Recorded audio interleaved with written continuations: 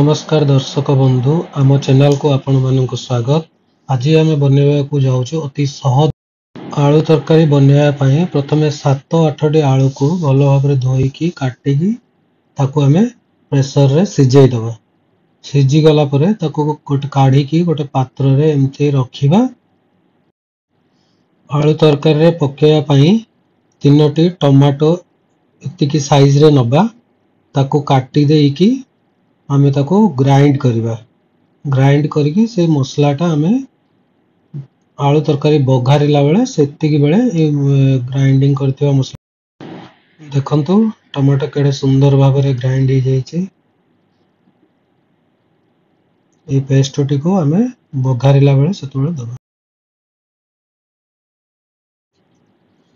एबे आमे करेई रे तेल पकेकी मसला बनेबा आलू तरकारी पाई।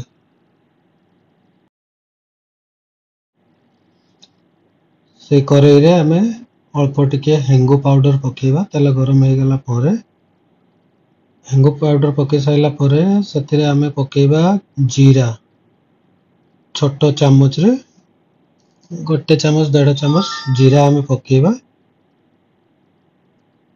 तापरे सेतिरे आमे 2टी कि 3टी लंका काटिकी पकेबा। गोटा पके देले लंकाटा फुटिबो तेल छिटकिबो तो ताको टिके काटिकी पकेइले किछि तेल छिटकिबोनी। जीरा और तेल लंका भाजीबा। भाजी साइला परे सेतिरे आमे जो ग्राइंड करके रखिथिले टमाटो पेस्ट ताको एबे सेतिरे पकेइकी मसलाटा को कसिबा। मसला को किछि समय कसिला परे आमे ता देरे टिके कलर हवा पई लंका गुंड पकेबा। छोटो चामच रे लंका गुंड गोटे चामच 1.5 चामच आपण देखिकी आपण जदि राग खांती टे अधिका पकेबे। तापरे सेतिरे आमे सेई छोटो चामच रे 2 चामच हळदी गुंड भी पकेबा। जो छोटो प्लास्टिक चामच मसला डबा पई आसुची सेई चामच रे 2 चामच पकेबा। तापरे आमे सेतिरे लूण पकेबा स्वाद अनुसार। आपण देखिकी टेस्ट करके स्वाद अनुसार लूण पकेबे। अधिका लूण पकेले लुणिया हो जिवो बेसी तो आपण देखिकी पकेबे से अनुसार। लंका लूण हळदी पकई सारला परे आमे मसला को किछि समय कसिबा कारण लंका हळदी तादरे सिझी जिवो नलो हळदिया बास्ना आसीबो तरकारी यदि भलो से कसी न होबो तो कसी सारला परे देखो पानी। एबे आमे कसा मसला रे कस्तूरी मेथी पकेबा।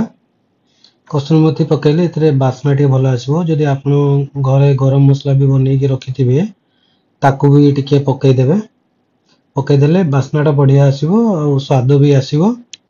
देखो बिना प्याज रसुण केते बढ़िया रकम मसलाटा बना है और यार टेस्ट भी बहुत बढ़िया।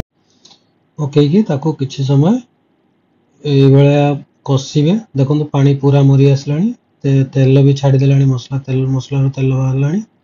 एबे आमे सेतिरे जो आलू को आमे छड़े की रखिथिले छोटे छोटे पीस करी काटी देइथिबा तापर ताको आमे ई मसला रे पके दबा। से कोसा मसला रे पके दबा।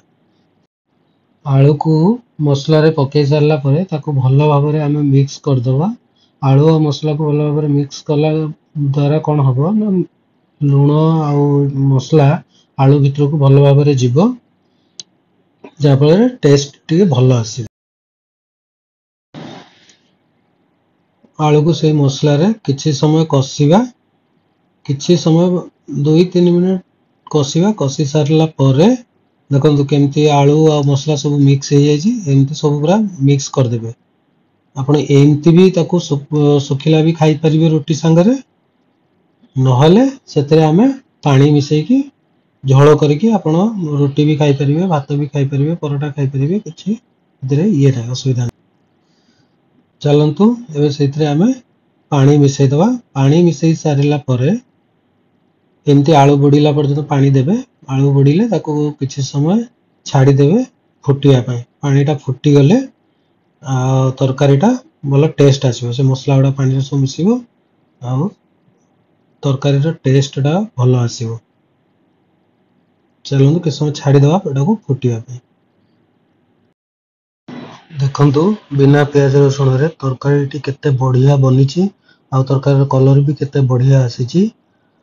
ଆପଣମାନଙ୍କୁ ଭିଡ଼ିଓଟି ଯଦି ଭଲ ଲାଗିଥାଏ ଆପଣମାନେ ଆମକୁ କମେଣ୍ଟ ମାଧ୍ୟମରେ ଜଣାଇବେ ଆଉ ଆମ ଚ୍ୟାନେଲକୁ ସବସ୍କ୍ରାଇବ୍ କରିବାକୁ ଭୁଲିବେ ନାହିଁ। ଦେଖନ୍ତୁ କେତେ ବଢ଼ିଆ ଭାବରେ ତରକାରୀ ଫୁଟିଲାଣି। ଏବେ ଆମର ତରକାରୀ ହେଇଗଲା। ଏବେ ଆମେ ୟାକୁ ବାହାର କରିଦେବା। ବାହାର କରିଦେଇକି ଆପଣ ପୁରୀ ପରଟା ଆଉ ରୁଟି ସାଙ୍ଗରେ ଖାଇପାରିବେ, ଭାତ ସାଙ୍ଗରେ ଖାଇପାରିବେ। ଭିଡ଼ିଓଟି କେମିତି ଲାଗିଲା ଆମକୁ ନିଶ୍ଚିତ ଭାବରେ ଜଣାଇବେ। ଭିଡ଼ିଓଟିକୁ ଶେଷ ପର୍ଯ୍ୟନ୍ତ ଦେଖିଥିବାରୁ ଆପଣମାନଙ୍କୁ ବହୁତ ବହୁତ ଧନ୍ୟବାଦ। ରହିଲୁ, ପୁଣି ଦେଖା ହେବ ଆଉ ଏକ ଭିଡ଼ିଓରେ।